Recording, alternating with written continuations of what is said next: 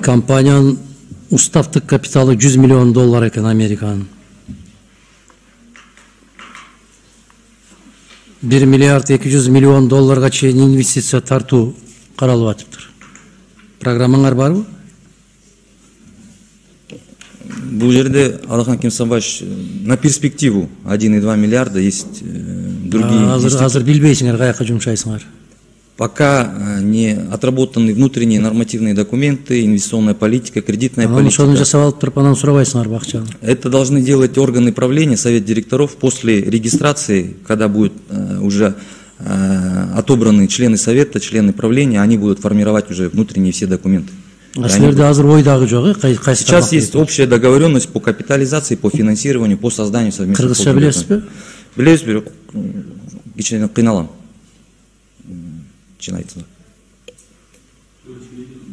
Я.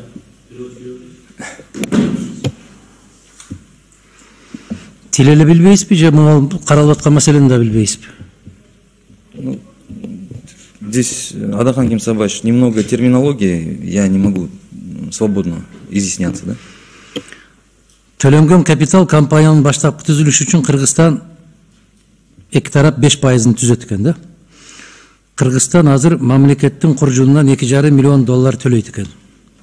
Уставтык капиталга. Кайдан аласыңар аны? Первоначальный капитал в размере 2,5 миллиона долларов будет финансироваться из бюджета, уже предусмотрено. Бюджетте бар ошол каражат? Они предусмотрены, да. Кайсы жерде? Кайсы статьяда? У Министерства финансов предусмотрено, мы заключение получаем. Биз жогорку кеңеш бекитип берген бюджеттин кайсы статьясында каралган ушул акча? При внесении, наверное, внесении изменений в... Качан? В июне. Майдабы, июньдабы? Май, июнь, наверное, да. Келет? Да. Биз андан 4 айдан кийин келет деп азыр добуш беребиз. Министерство финансов может подтвердить, но у нас есть положительное заключение Министерства финансов. И этот документ, он проходил в комитете... Мындай деген сөз да? Алахан Кемсабаевич. Силер азыр добуш берип кое бергиле. Бирок биз өзгөртүүлөрдү июнда алып келебиз деп атат да бул жигит. Алахан Кемсабаевич. Кимге? Руслан азыр ушундай башты айландырат 5 мүнөттүн ичинде. Алахан Кемсабаевич.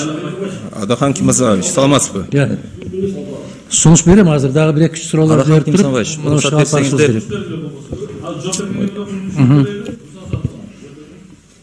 Алахан Кемсабаевич, биз башты айлантып эле түз эле айтабыз.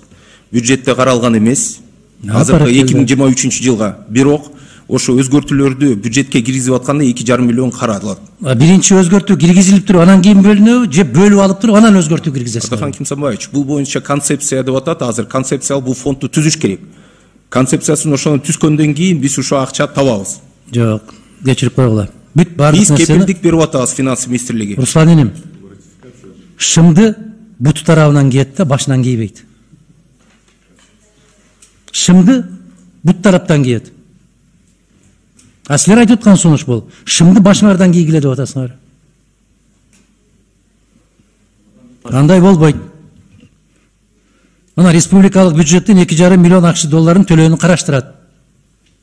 Мен ошон үчүн суроо бердим мен. Жогорку кеңеш бекитип берген бюджеттен бересиңерби же өзүңөрдүн бюджетиңер бар башка? Алахан Кемсабаевич, проект соглашения до подписания проходил соответствующие процедуры. Ал башка маселе. Буга тиешеси жок.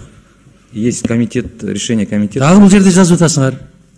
Макулдашууда уставтык капиталдын калган 47,5 миллион акш долларын ошол эле Абу Даби тараптан берип аткан фонддун эсебинен Кыргызстан киргизет экен. Бул дагы кредит болуп атпайбы? Натыйжада биздин кредитибиз 100 миллион доллар болуп атпайбы?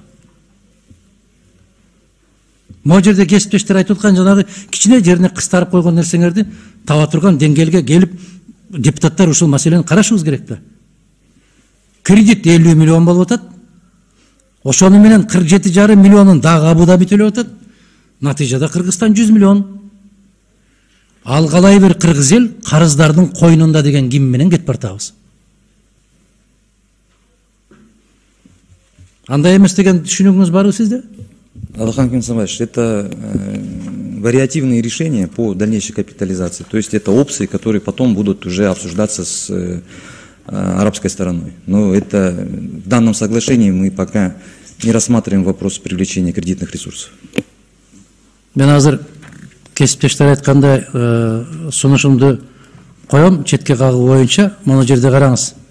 Мыйзам долбооруна министрликтердин баардык сын пикирлери жана сунуштары эске алынды. Кайсы министрлик берди? Кайсы министрлик эмне деген сын пикир берди?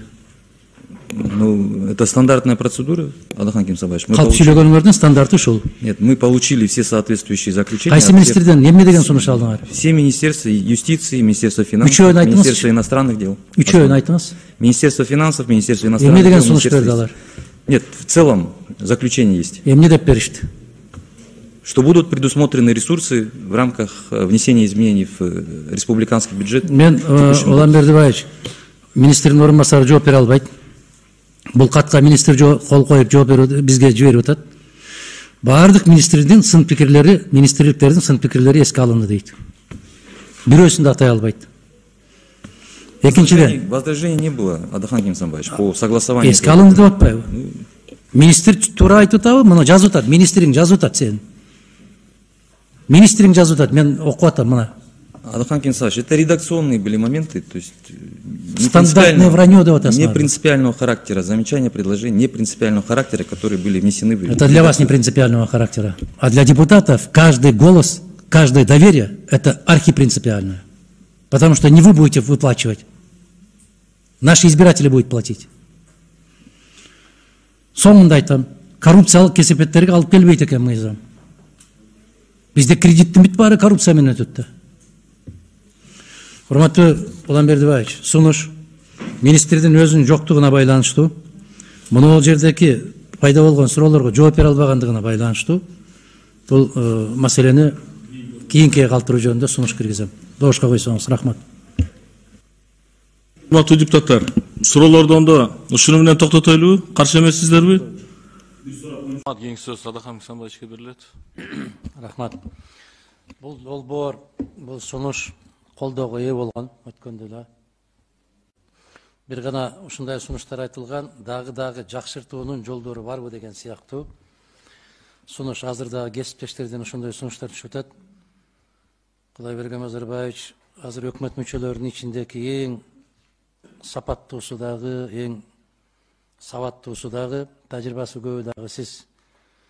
Сиз ошон үчүн мындай бир сунушта мына ушул сыяктуу акча берилип атканда, азыр мына кээ бир областтарда 400 кишиге берилет, Нарын областында 250 кишиге берилет, Баткен областында деп жазылып турат да, жалпысынан келгенде канча кишиге берилиши мүмкүн ушул 30 миллион?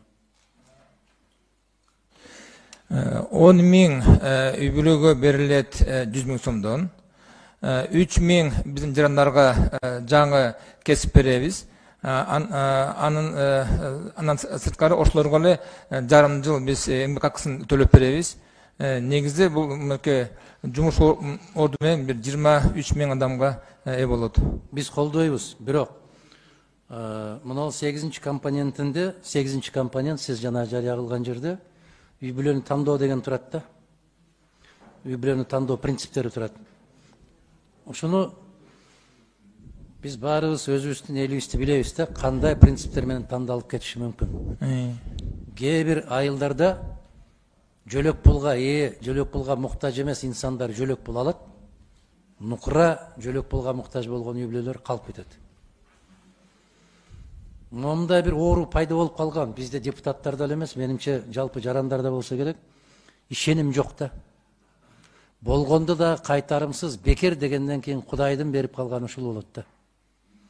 Көктөн издегени жерден табылат айлана. Муну жок дегенде мамлекет макул сиздер ошондой шартты алгыла. Жок дегенде 3 жылдан кийин канча алган болсоң ошону кайтар десең, ошондо гана иштебесе, калганы тояшка кетип калышы өтө кооптуу. Мунун кайтарымы бар, бирок 100 сом алсаң 100 сом кайтарасың. Бирок 3 жылдан кийин. Деп койсо баары бир эртең бүрсүгүн кайтат дегенде башка бир сезим пайда болот да. Анан бул кайтпайт, бекер жөн эле мен сага мындай бир боорукердик деп койгондо кыйыныраак болуп калат. Урматтуу Адахан Кимсабаевич, бул үй бүлөлөр рискке баратат. Рискечи. Анткени биз булардан пособияны алып атабыз. Мен түшүндүм. Ушул жерден кошумча айтам. Мынау эч пайдасыз көрсөтүүлөргө караганда КТР, МТР, ЛТР дегендерди ушуну 15 мүнөттүк кылып бир видео даярдасаңыздар, ушуну даярдаңыздар. Барбы ошондойлор? Себеп кулагына кумдай кылып куюлуп туруш керек да, мындай болот да. Сен бул акчаны алып атасың, бирок ушунун натыйжасында 3 балаң алып аткан жөлөк пулдан 1 жылдан кийин кутуласың. Чыгып кетесиң. Мамлекет ал жоопкерчиликтен баш тартат. Айтып атасыңар ушуну. Ушул нерсени аябай куюш керек. Себеп ал жөнөкөй карапайым калк бул жардам алып аткан эле эмес, депутаттардын көпчүлүгү бекер дегенде эле кооптонуп баштайт. Бекер болушу мүмкүн эмес да, бекер өзүңүз билесиз, тек гана капканда болушу мүмкүн да. Эң туура айттыңыз, сизге рахмат. Башында жанакы 2800 эмес берип атканда эл мындай башына көп чыккан жок да. Анткени пособиянын өлчөмү көбөйүп калды. Алар баардыгын санашат. Биякта 100 миңби же өмүр бою эмес пособия депчи. Баардыгычы мындатта ойлонот. Анан жанакы ушул эмечи проекттин эмеси жакшы. Биз булардынчы аңсыз менен мынтебизде өзгөрөбүз. Өзгөртүп, анан кийин булар өзүлөрү түшүнүп, осознанно барчы барышты бардың шушап осознанно. То есть бекер эмес. Кудайым Назарбаевич, мен муну аябай керемет түшүнүп турам.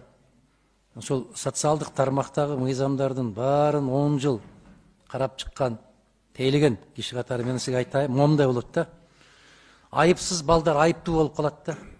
Ата-эненин кесепетинен айыпсыз балдар айыптуу болуп калат. Себеп ошолордун акчасы да бул жөлөк пул дегенчи. Балдардыкы да. Аз камсыз болгон үй бүлөлөрдүн балдарыныкы. Ошол ата-энесинин жоопкерсиздигинин эсебинен мамлекеттик жөлөк пулдан ажырап калыш коркунучу көбүрөөк да. Алардын күнөөсү жок. Бирок ушул программанын негизинде, шарттын негизинде алар жөлөк пулсуз калып калышы ыктымал. Ушул коркунучтарды кандай кылып бөгөт коебуз? Негизинен маселе жок, талдоо жок, колдоо керек. Бирок ушул коркунуч аябай мындай бир биз ушунда да бир жол карайлы. Биякта бир кино бар эле, бирок аны уже кийин биз ар бириңерге берип коебуз. Кино бар. Бардыгы көрсөтүлгөн уже практиканын негизинде. Анан кийин жанакы сиз айтканчы рискчи. Ал мынада жанакы эме 3 жылга чейин да. Анан кийин биз дагы беребиз да. Дагы беребиз? Да. Дагычы. Ошол эле кишиге дагы бересиз да. Жок, эмечи, если он уйдет в развитие, беребиз да. Бүгүнкү күндө ушундай эмечи пландарыбыз бар, буйрса. Но аягы болсо уже как сиз айткандай уже эмеде уже кредит канча мөөнөттөн кийин жөлөк пулдан кутулат, мындай бир жөлөк пул берилбей калат. Канча мөөнөт? Конкреттүү мөөнөт барбы? Мисалы бул киши азыр макул десе, 100 миң сомду алат колуна, алгандан кийин дагы 3 ай пособие ала берет параллельно. Анан кийин 3 жылга пособияга алганга укугу болбойт. 3 жылга. 3 жылга. 3 айдан кийин. Да, 3 айдан кийин. Мына ошону жанагы анан кийин кайрат төсө болот. Жергиликтүү каналдардан көрөп берсеңиздер. Сиз түшүнбөстүктөр көп болуп калышы мүмкүн. Рахмат. Колдоого татыктуу. Жакшы. Ийгилик. Рахмат сизге.